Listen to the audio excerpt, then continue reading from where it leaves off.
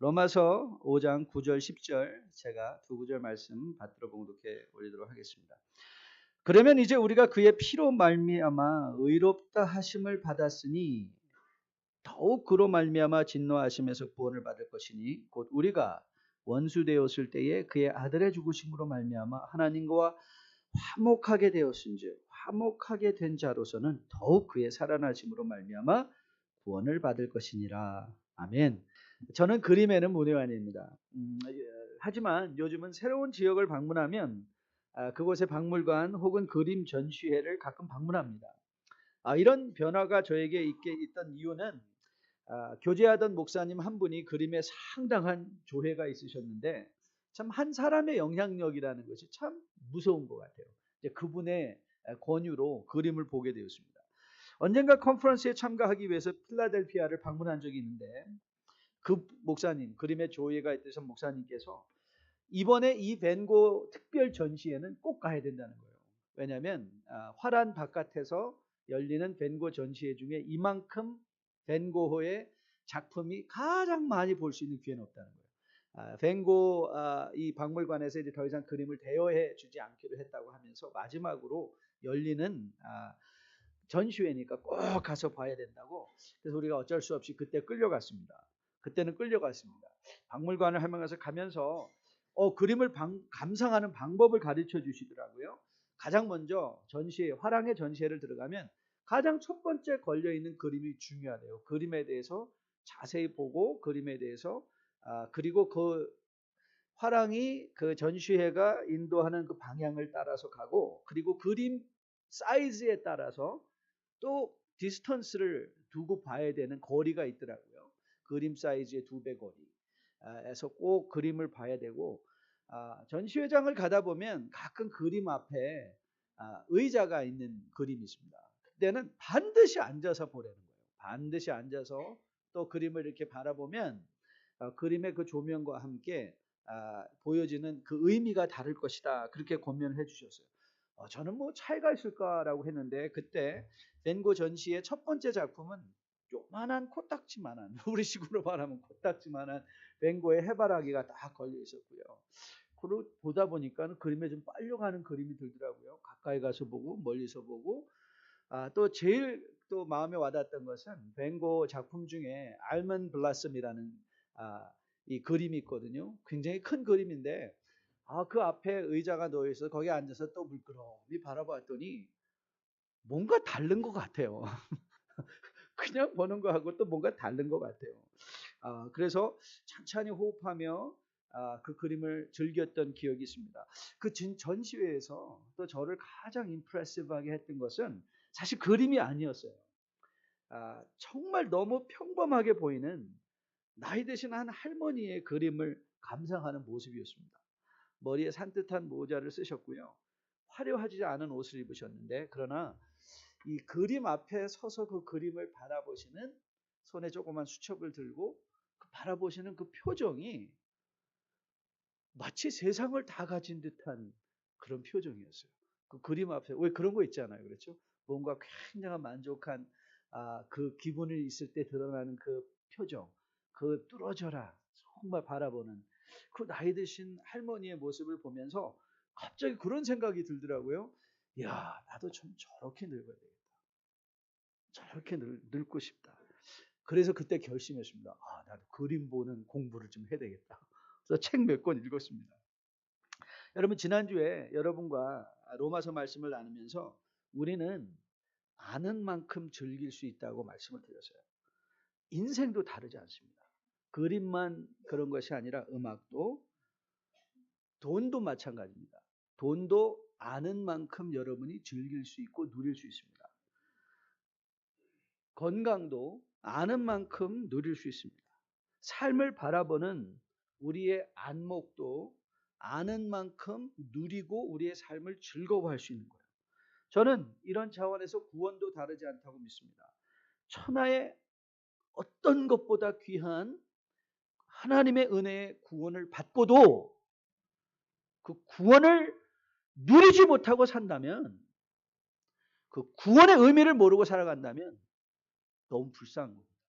그럼 불쌍한 삶을 사는 것입니다. 이런 차원에서 우리는 계속해서 바울을 통하여 로마서 5장을 열어가며 우리 구원의 능력, 우리 칭의의 열매에 대해서 계속 묵상하고 있습니다. 우리 경원 형제 몇 주 만에 참여했는데 지난주 예배 말씀을 바로 이어서 그 말씀이죠. 여기 우리 한참 머물렀습니다. 오늘 9절과 10절 말씀을 우리가 한번 집중해서 살펴보려고 하는데요. 아주 재미있는 흥미있는 구원에 관한 말씀이 있습니다. 우리 같이 한번 한 목소리로 한번 읽어보도록 하겠습니다. 9절과 10절 같이 읽습니다. 시작. 그러면 이제 우리가 그의 피로 말미암아 의롭다 하심을 받았으니 더욱 그로 말미암아 진노하심에서 구원을 받을 것이니 곧 우리가 원수 되었을 때에 그의 아들의 죽으심으로 말미암아 하나님과 화목하게 되었은즉 화목하게 된 자로서는 더욱 그의 살아나심으로 말미암아 구원을 받을 것이니라. 바울은 지금까지 구원의 능력, 우리 칭의의 열매, the fruits of our justification. 그래서 그것이 먼저 하나님과의 첫 번째 인생의 단추, 화평 가운데 관계가 세워지는 것이고, 그래서 우리는 이 세상에 두 발 내리고 든든히 요동하지 않고, 구원받은 사람은 세상에 어떤 움직임이 있다 할지라도 요동하지가 않고 흔들리지 않으며 영원한 소망을 가지고 영원한 소망으로 즐거워하며 그러므로 또한 환난 가운데도 즐거워할 수 있는, 즉 변화된 삶의 가치관으로 말미암아 이제 더 이상 우리가 좋고 나쁘고 즐겁고 즐겁지 않은 것이 무엇인가를 구별하고 분별하여 살 수 있는 이 삶으로 부르심을 받았다는 것을 보았습니다. 그런데 바울 사도는 이제 계속해서 칭의 열매, 구원의 능력을 선포하다가 9절을 시작하면서 다시 구원을 언급합니다. 다시 구원을 언급해요. 곧 우리가 원수 되었을 때에 그의 아들의 죽으심으로 말미암아 하나님과 화목하게 되었은즉 화목하게 된 자로서는 더욱 그의 살아나심으로 말미암아 구원을 받을 것이다. 아니 지금 우리 구원 받은 얘기하고 있는 건 아닌가? 근데 또 구원을 받을 것이다. 다시 구원으로 돌아옵니다. 다시 구원으로. 가끔 식당에 가서 우리가 시키다가 전체 에페타이저를 너무 많이 시켜서 그거 먹다가 메인 요리는 싸우신 분들 많죠. 한국 분들은 그런 분 많은 것 같아요. 배고파서 에페타이저 잔뜩 시켜놓고 그거 막 먹다가 정작 메인 나오면 배불러가지고 to go please. 그게 억울한 거예요. 사실 우리가 거기 간 이유는 뭐예요? 에페타이저 먹으러 간 게 아니라 그 메인 먹으러 간 거거든요. 그 메인을 먹어야 되는데 에페타이저 먹다가 메인을 놓쳐버린 거예요. 놓쳐버린 거예요. 여러분이 아무리 이 세상에서 부귀와 영화, 장수를 누린다 할 듯 인간의 결국에 하나님의 심판이 있다고 하는데 그 심판 앞에서 구원이 없으면 영원한 징별입니다. 예수님의 표현을 빌린다면 어두운 곳에서 이를 갈며 슬피 우는 일들이 이 우리의 죽음 이후에 있을 수 있는 일이라는 거예요. 그렇기에 인생은요, 끝이 좋아야 좋은 거예요. 끝이 좋아야 돼요. 이런 차원에서 이 음식 문화를 보면 미국의 디저트 문화가 왜 나중에 달달한 거 주는지 아십니까? 아무리 맛없는 거 먹어도 나중에 달달한 거 먹고 오면 맛있다는 기분이 드는 거예요.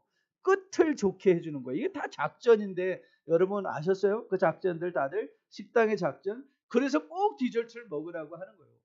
끝이 좋은 거예요. 왜냐하면 우리 인생은 끝이 좋아야 돼요. 끝이 좋아야 돼요. 자, 여러분 그렇기에 저는 오늘 여러분에게 이 아침에 꼭 묻고 싶어요. Are you ready? 여러분의 끝은 준비가 되어 있나요? 오늘보다 내일이 정말 좋을까요? 자, 그런데 이 질문을 좀 더 깊이 우리가 다루기 전에 먼저 바울이 이 구원의 문제를 왜 반복하고 있을까? 레피티션에 관한 문제를 한번 다뤄보려고 해요. 여러분 로마서를 준비하면서 새로운 장을 시작할 때마다 저는 이런 습관을 가지고 있어요. 로마서 새로운 장으로 들어가거나 혹은 한 구절에서 좀 오래 머무는 때가 있으면 저는 로마서 전체를 그냥 속독을 해요. 얼마 안 걸려요. 16장이기 때문에. 왜냐하면 숲만 너무 이 나무만 너무 깊이 보다가 전체 그림을 잃어버리면 그거는 또 어리석은 일이잖아요. 그래서 이번에도 우리가 오랫동안 3장부터 8절까지 3절에서 8절까지 머물다가 이제 9절로 넘어가니까 이번 기회에 다시 한번 로마서를 쭉 훑어보니까 어느 한 구절에서 제 마음에 딱 꽂혔어요. 바울이 로마서 15장 15절에서 이렇게 그가 이 로마서를 쓰는 목적을 다시 한번 우리에게 밝혀주고 있었어요. 그가 이렇게 말했습니다. 들어보세요.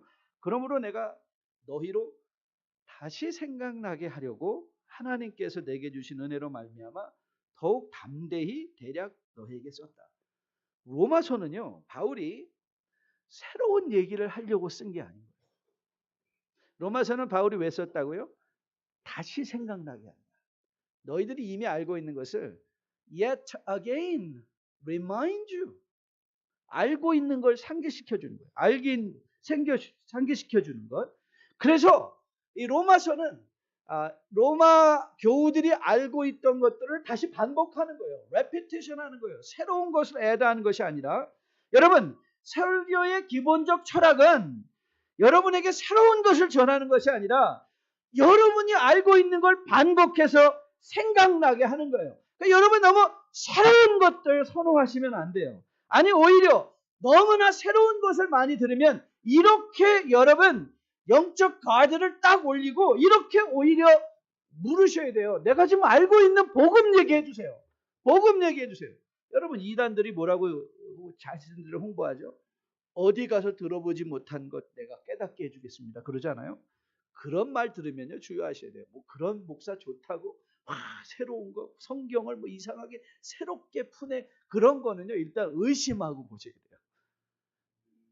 목사들은, 강단은 새로운 거를 전하는 데가 아니에요. 이미 우리에게 주신 하나님의 구원을 반복해서 설명해 주는 것이 구원이고 교회예요.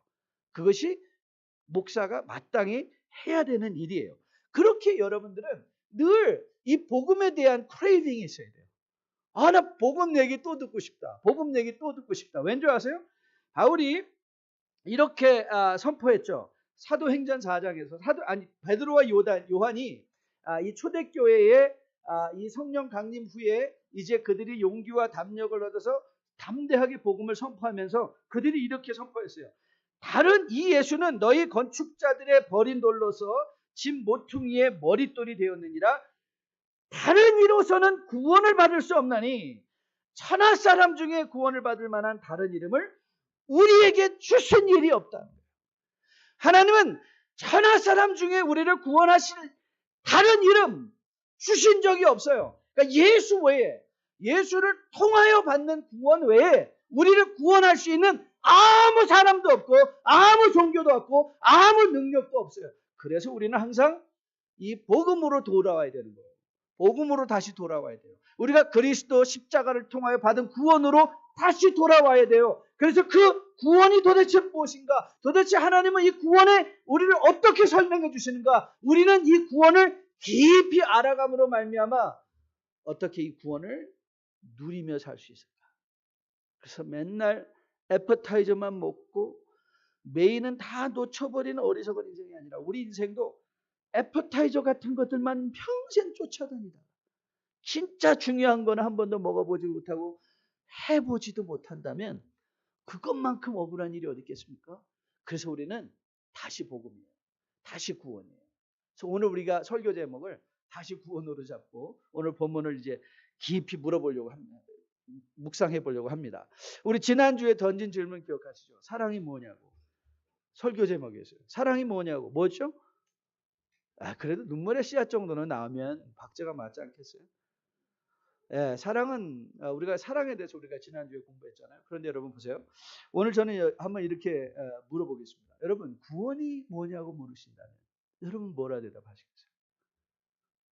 10원에서 1원 뺀 거요? 구원이 구원이네요. 그렇죠? 10원에서 1원 빼면 구원은 구원이네요. 여러분, 한국 교회 안에서 오랫동안 이 구원이 어떻게 이해되어졌는가 하면 예수 천당 불신 지옥, 이렇게 아주 단순 구도로 설명이 됐어요. 저는 그것이 아마 치명적인 약점이 아니었나 모르겠어요. 그래서 구원을 너무 단순, simplify 해버리니까 그 구원을 우리가 삶의 매일의 삶의 현장에서 누리지를 못하는 거예요. 누리는 게 너무 힘들어지는 거예요. 구원은 이 예수 천당 불신 지옥의 차원의 단순 구도로만 이해되어 줄 수 없습니다. 그것보다 훨씬 더 풍성한 삶의 의미를 우리에게 주고 있기 때문에 그렇죠. 마치 한 예수님을 소개하기 위해서 복음서가 4개가 존재하듯이 우리 구원은 여러 가지 각도에서 여러 가지 의미를 가지고 우리의 삶을 풍성하게 하는 하나님의 능력으로 다가올 수 있다는 것이죠. 여러분, 적어도 우리가 구원을 여러분에게 오늘 3가지 차원의 관점에서 볼 수 있는데요. 먼저 성경이 구원을 우리한테 설명할 때 이 생명의 관점으로 우리에게 설명할 때가 많이 있습니다. 구원을 생명의 관점으로 이해하는 것이죠. 요한복음 3장 5절을 보면 요한이 이렇게 대답했죠. 니고데모와의 대화 속에서 예수께서 대답하실 때 진실로 진실로 내게 이르노니 사람이 물과 성령으로 나지 아니하면 하나님의 나라에 들어갈 수 없다. 그래서 이 구절을 통해서 우리는 구원을 어떻게 이해하는가 하면 거듭난다. born again. Salvation is born again. Being born again. 다시 태어나는 것이다. 그래서 거듭났다. 우리 구원은 어떻게 이해하면 좋은가 하면 구원은 우리 안에 새로운 생명의 감각이 생긴 거예요. 그러니까 새로운 생명의 감각, 하나님의 임재를 느끼는 것, 전에 보지 못했던 것을 볼 수 있는 생명의 시각의 감각. 그래서 이 구원을 받은 사람은 마치 육체의 생명이 성장하듯 우리의 삶이 건강하면 건강할수록 우리의 영적으로 우리의 지적으로 우리가 성숙하고 성장하듯이 구원받은 사람은 반드시 성숙하고 성장해야 되는 거예요. 제가 제일 두려워하는 게 여러분 기억하시죠? 많은 사람이 교회를 10년 다녔다고 자기가 10년 신앙생활한 걸로 오해를 해요. 그런데 제가 많은 경우에 그분들을 보면 10년을 신앙생활하는 것이 아니라 1년의 신앙생활을 계속 반복을 하는 거예요. 그러니까 성경을 마치 우리가 10년을 읽었는데 맨날 창세기만 10번 읽는 거예요. 창세기 읽다가 너무 어려워. 레위기 정도 가가지고 이제 다 포기하고.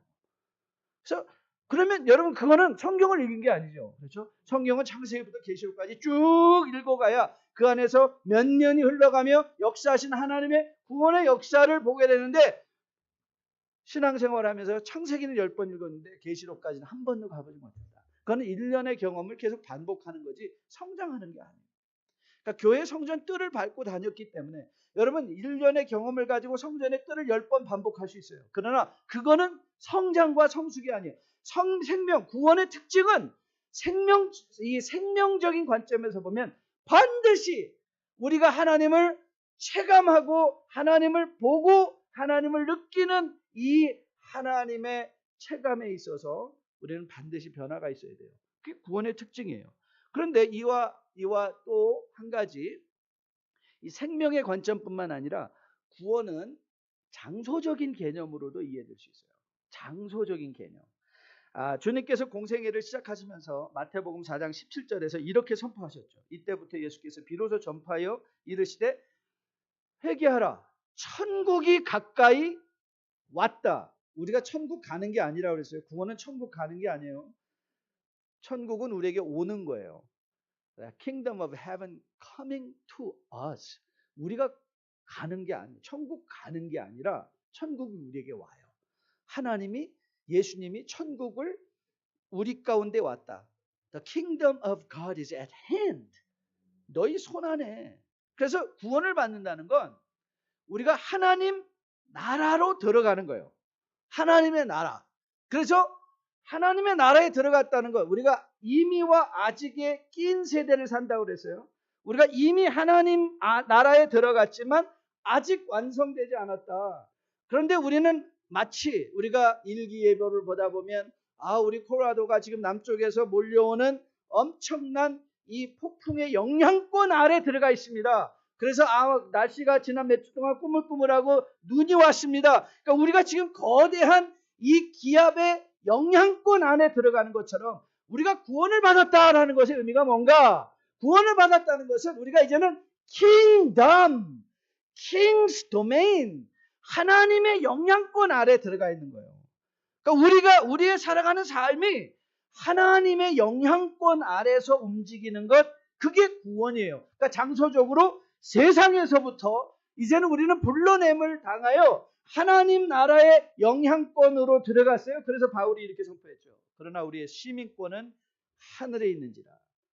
장소적으로 이제 우리의 시민권이 세상이 아니라 하늘에 있는 거예요. 그런데 이 생명의 관점과 장소적 개념, 장소적 관점뿐만 아니라 오늘 본문에서 우리가 다루려는 구원의 또 하나의 관점이 있어요. 그게 뭐냐면 이 시간적 관점. 구원을 시간적으로 보면 어떤 일이 일어난가? 여러분 뉴라이프 베이직스 두 번째 클래스를 하신 분은 이거를 잘 기억하실 거예요. 그때를 한번 떠올리시면서 한번 들어보세요. 오늘 본문에 보면요, 분명히 구원에 대한 다른 두 가지 시간대가 존재하고 있어요. 구원에 대한 다른 두 가지 시간대가 존재하는데요. 자, 9절의 전반부 말씀을 보세요. 9번 전반부 말씀 보면 우리가 그의 피로 말미암아 어떻게 됐다? 의롭다 하심을 받을 것이다. 받고 있다. 아니에요. 받았다. 받았다. 그렇죠? 그래서 영어 성경은 이걸 어떻게 번역했는가 하면 이렇게 번역했어요. Since therefore we have now been justified by his blood. 그의 피로 말미암아 we have been justified. 여기서 의롭다 하심을 받았다라는 것은 디카이안텐토스라는 하나의 헬라어 단어를 풀어놓은 거예요.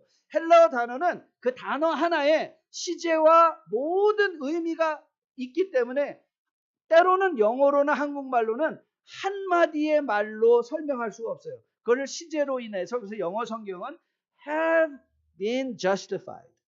현재 완료형으로 쓰고 있죠. 그러나 이 헬라어 단어를 보면 이게 부정 과거 완료형의 수도형이에요. 그러니까 부정 과거형이에요.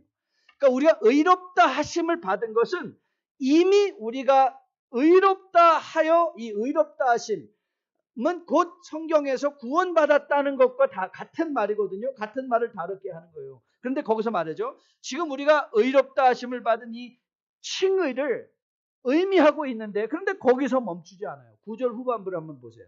9절 후반부에는 어떻게 적혀 있죠? 다시 한번 읽습니다. 시작. 더욱 그로 말미암아 진노하심에서 뭐예요? 구원을 또 받는데요. 이미 의롭다 하심을 받았는데 또 구원을 받을 것이다. 그래서 여기서 여러분들이 주목해야 되는 것은 여러분이 아직도 받을 구원이 남아있다는 거예요. You still have salvation to get. 아직 받을 구원. 그래서 이 받을 구원이라는 단어도 헬라어로는 한 단어예요. 소테소메다라는 단어가 사용됐는데 이 단어는 동사형이고요. 미래형이에요. 동사형이고 미래형이에요. 그래서 바울이 이제 10절에서 그가 9절에서 말한 것을 다시 반복해서 다른 말로 9절과 10절은 똑같은 말을 다르게 하는 거예요. 자, 10절 한번 같이 읽어보겠습니다. 시작. 곧 우리가 원수 되었을 때에 그의 아들의 죽으심으로 말미암아 하나님과 화목하게 되었은즉, 자, 이 하나님과 화목하게 되었다는 것은 무슨 뜻이라고요? 의롭다 하심을 받은 거예요. 의롭다 하심을 받은 것. 그리고 계속 읽습니다. 화목하게 된 자로서는 더욱 그의 살아나심으로 말미암아 또 나오죠. 구원을 뭐한다? 받을 것이다. 10절에서는 의롭다 하심을 받은 것을 이 하나님과 화목하게 된 것으로 대치해서 같은 말을 다르게 설명하지만 그러나 우리가 의롭다 하심을 받는 것, 화목하게 하는 것은 다 동일한 원인, 이유가 설명되어죠. By his blood.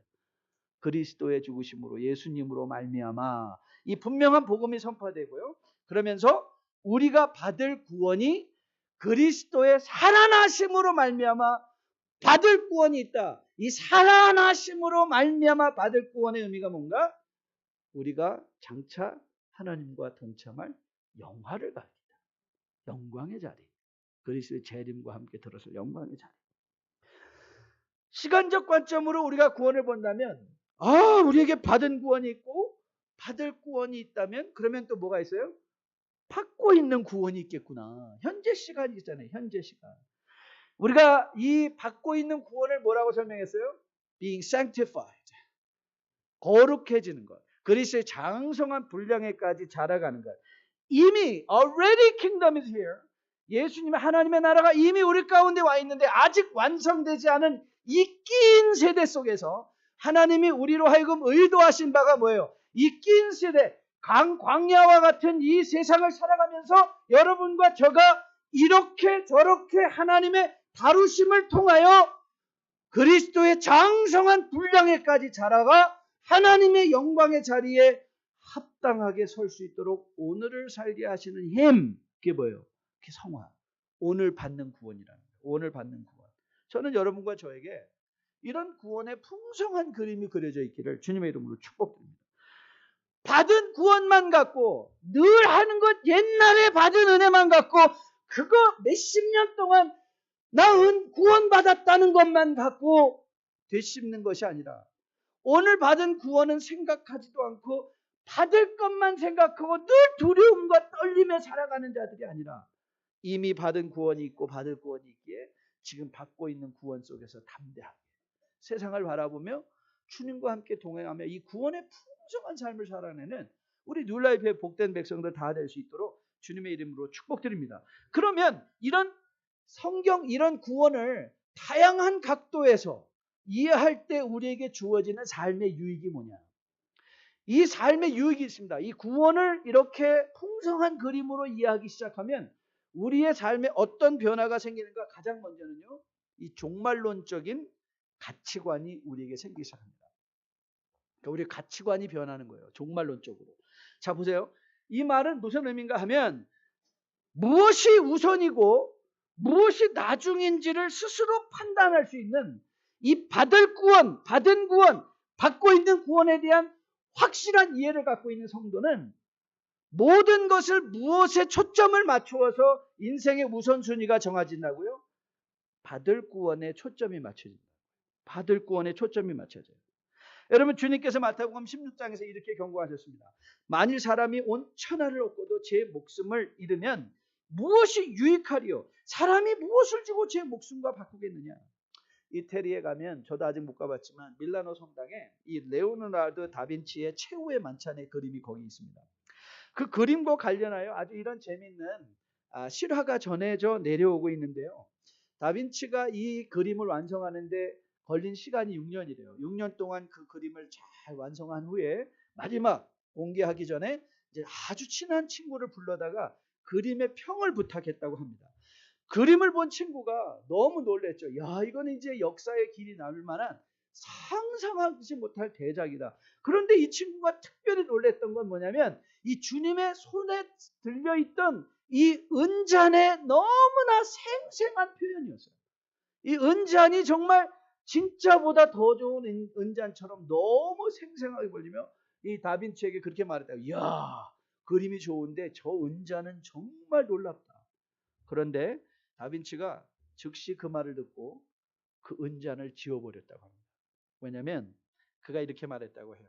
이 그림에서 예수 그리스도 외에 어떤 것도 시선을 끌어서는 안 된다. 예수 그리스도가 중심이 된다. 여러분, 받을 구원을 이해하는 사람은요, 그의 인생에 다른 어떤 것에도 관심이 기울여져서도 안 되고 그 인생에 다른 어떤 것으로도 자랑이 되어서는 안 됩니다. 오직 예수입니다. 오직 예수. 여러분, 오직 예수만을 그러기에 바라보며 직장 생활하고 오직 예수만을 바라보며 사업을 운영하고 오직 예수만을 기억하며 가정을 세워가고 오직 예수만을 기억하며 자녀를 양육하는 그 예수님으로 기준 삼아 우리의 오늘의 삶이 결정되어지는 거예요. 이게 종말론적인 가치관입니다. 오늘 여러분이 하려는 사업이 오늘 여러분이 사업을 확장하려 할 때 가장 먼저 던져야 되는 질문, 내가 오늘 이 사업을 확장하면 내가 오늘 이 직장을 잡으면 주님과 함께 설 때 이 직장이 무슨 의미가 있느냐? 이 질문을 먼저 던지셔야 돼요. 이것으로 내가 얼마나 많은 돈을 버냐? 이것으로 얼마나 내가 더 유명해질 거냐를 따지기 전에 내가 이 일을 함으로 말미암아 하나님 나라 설 그 받을 구원의 그 자리에 나는 어떤 모습으로 서게 될 것이냐. 만일 여러분들이 오늘 돈을 아무리 벌어도 하나님 앞에 설 때 그것이 부끄러움이 된다면 이건 너무 의미 없는 거예요. 너무 의미 없는 거예요. 가치가 없는 거예요.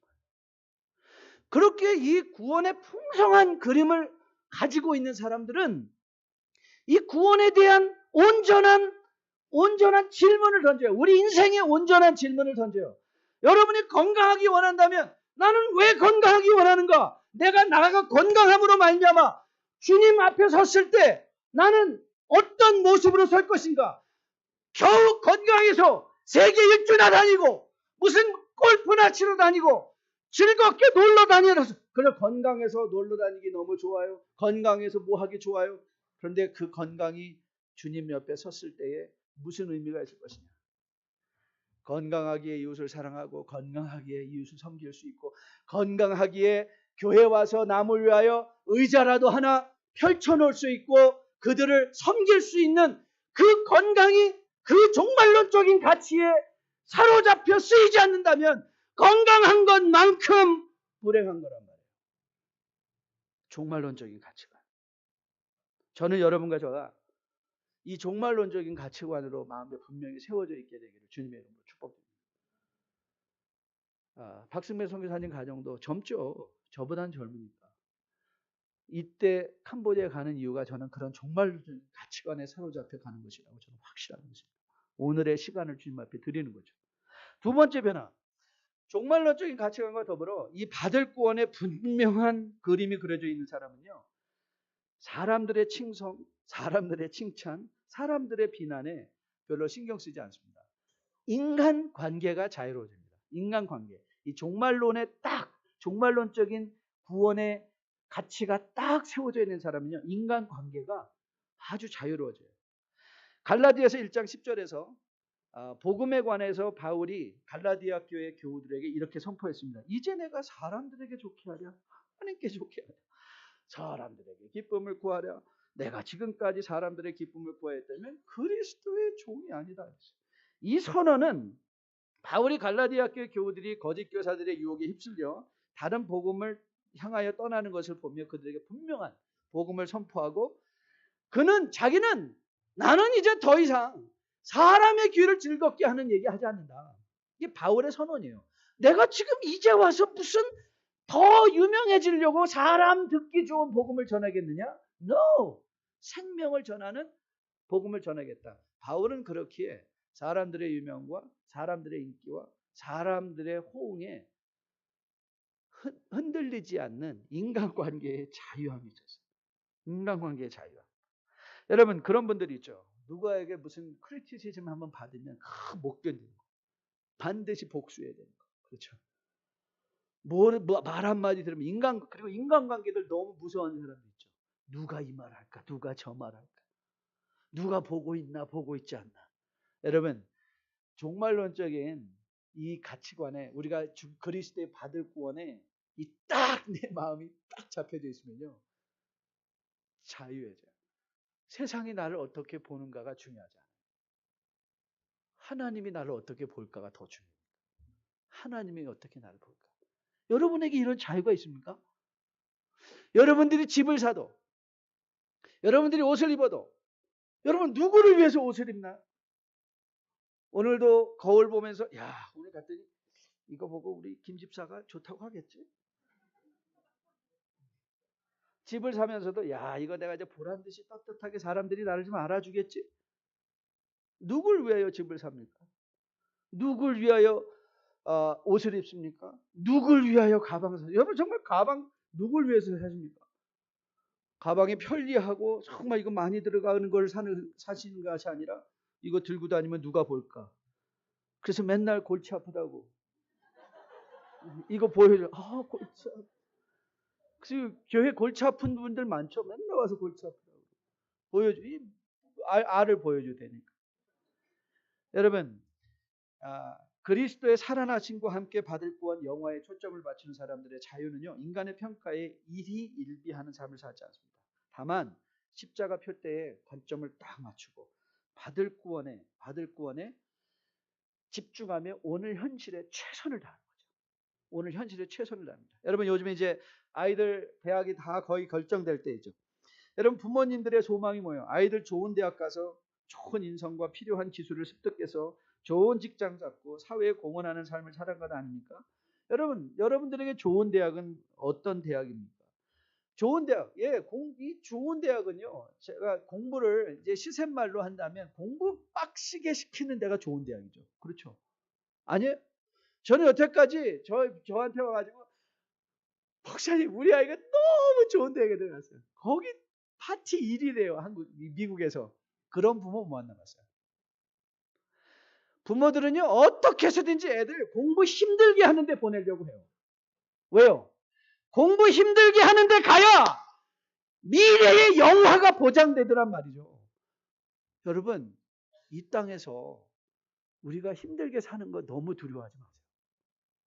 예수를 위하여 힘들게 사는 거, 예수를 위하여 봉사하는 거 너무 억울하게 생각하지 마세요. 여러분, 교회는요, 오셔서 편한 데가 아니라 교회는 오셔서 불편하면 불편할수록 여러분에게 좋은 거예요.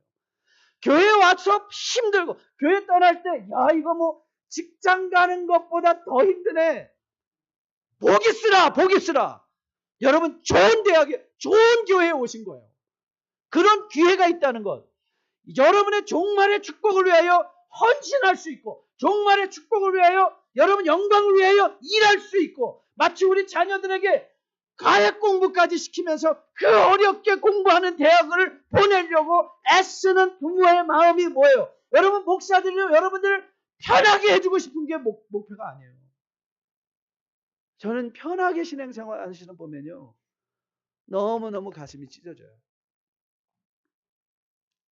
좀 불편하게 해드려야 될 텐데 교회 오면 좀 불편해야 되는데 그래서 좀 저 뉴라이프 때 이제 못 가겠다. 맨날 가면 불편해야 된다고 그러고 이제 그만 다녀야 되겠다. 그런 분들이 좀 많이 나왔으면 좋겠어요. 그런 일들이 좀 많이 일어났으면 좋겠어요. 왜요? 그게 제일 우리의 마지막의 목표니까. 여러분 좋은 대학 가기 원하는 친구도 놀지 않습니다. 그렇죠? 우리 자녀들만 봐도 알아요. 이 뭐가 있는 애들은요. 죽어라 하고 공부합니다.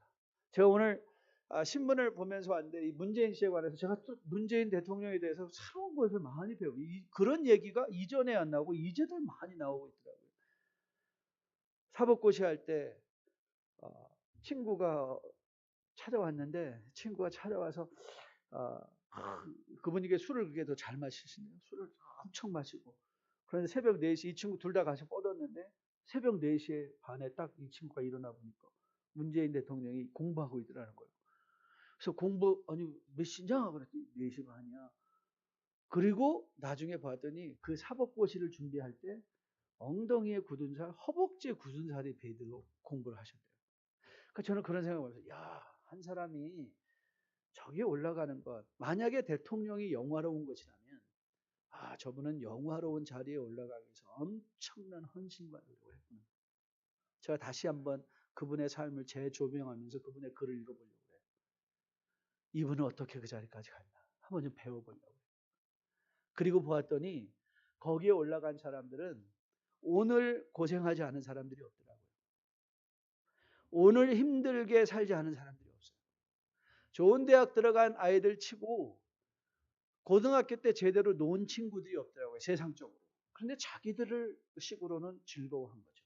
공부를 즐긴 거죠. 미래의 축복을 영화를 초점을 맞추고. 사랑하는 뉴라이프께서 여러분 저는 여러분의 초점도 이 미래에 맞춰져 있기를 주님의 이름으로 축복드립니다. 저는 오늘 살아가는 여러분들의 인생이 주 안에서 미래의 영광을 준비하는 하나님의 놀라운 은혜의 자리에 서기 위해서 오늘 우리의 손이 수고하는 것을 말하지 아니하는 아니 오히려 불편한 자리를 향하여 찾아가는 맞아요. 우리 교회에서만 아니 바깥에 나가서 하셔도 돼요. 맞아요. 우리 교회에서 안 하셔도 돼요. 커뮤니티 센터를 찾아가시고 가난한 자들을 도우시고 할 수 있는 자리를 찾아 나가실 수 있는 여러분 되시기를 주님의 이름으로 축복드립니다. 히브리서 10장의 말씀입니다. 또 약속하신 이는 믿으시니 우리가 믿는 도리의 소망을 움직이지 말며 굳게 잡고 서로 돌아보아 사랑과 선행을 격려하며 모이기를 피하는 어떤 사람들의 습관과 같이 하지 말고 오직 보나요?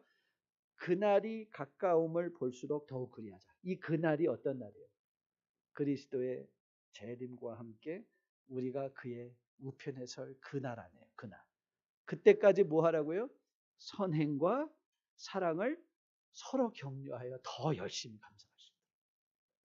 사랑은 우리의 손이 수고하는 마치 하나님의 사랑이 아들을 우리를 위하여 십자가에 달려 죽게 하셨던 그 희생과 수고의 사랑인 것처럼 그 사랑을 격려하고 그 선행을 격려하면 우리의 미래가 주 안에서 온전하게 보장되어지고 영광의 자리에 서게 될 것으로 믿습니다. 이솝우화에 이런 글이 나옵니다. 사자와 당나귀와 여우가 힘을 합해서 사냥을 했습니다. 그리고 사냥한 것을 나누는데 사자가 당나귀에게 이렇게 얘기를 했어요. 공평하게 나눠봐라. 그저 당나귀가 아주 공평하게 3등분을 딱 했어요. 그러자 사자가 너무 노해서 공평하지 않다고 당나귀를 잡아먹으랬습니다. 그리고 또 여우에게도 그렇게 말했어요. 자, 내가 이제 공평하게 나눠봐라. 그랬더니 여우는 아주 알아서 포획물 거의 99.9%를 다 사자한테 주고 자기는 정말 조금 가져갔어요. 그랬더니 사자가 너무 흡족하며 너는 이런 공정한 기준을 어디서 배웠냐? 너는 어떻게 이렇게 공평한 지혜를 가지게 됐냐? 그랬자 여우가 이렇게 대답했다고요. 뭐 어떻게는요? 당나귀 죽는 거 보고 알았죠. 여러분, 바울은 고린도전서 10장에서 출애굽 광야의 이스라엘을 소개하며 그들이 우리의 본이었다 그렇게 얘기해요. 요즘 우리가 열왕기를 계속 묵상하면서 그 열왕기에 나오는 왕들을 우리가 보고 있잖아요. 그 왕들을 우리가 왜 보고 있습니까? 당나귀 죽는 거 보고 알았어. 그 여우의 지혜가 있죠. 야, 이게 바로 하나님을 떠난 자의 비참한 끝이구나. 그게 열왕기가 우리에게 말해주고 싶은 거 아닌가요? 하나님을 떠난 자의 비참함이 있구나. 그럼 우리는 무슨 교훈 받으면 되나요? 우리는 그리스도 안에 오직 예수, 주님과 함께 동행하며 살아내는 삶으로 살아야지.